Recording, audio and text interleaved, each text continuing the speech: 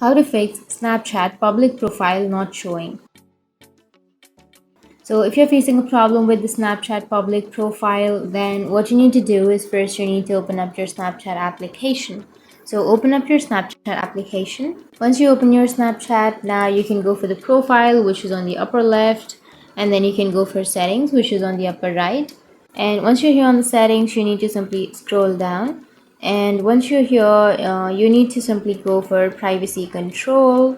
You will have see me in quick add option. So tap on that option. So here under see me in quick add, if you have toggled that off, then you need to turn that on. So quick add helps friends find each other on Snapchat.